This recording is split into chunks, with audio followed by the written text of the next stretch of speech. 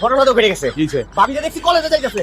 গলি তুই এত বড় সাহস কলেজে যায় ওই কলেজে যায় ওই পড়ালেখা করে তোর তাড়াতাড়ি হাত আমার জামাই যদি খবরটা পাওয়া যায় তখন কিন্তু সর্বনাশ হয়ে যাবে।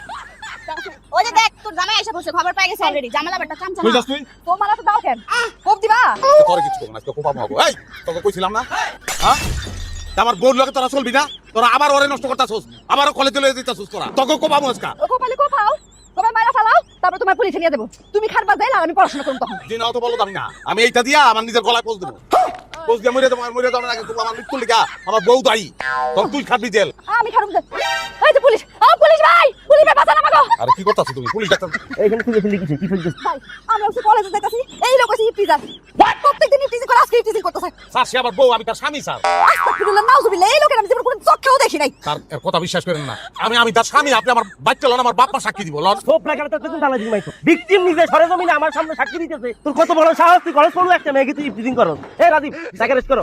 স্যার বিশ্বাস করেন আমি স্যার ইফতিজার লই যাইতাছেন না কেন আমি রিড কর স্যার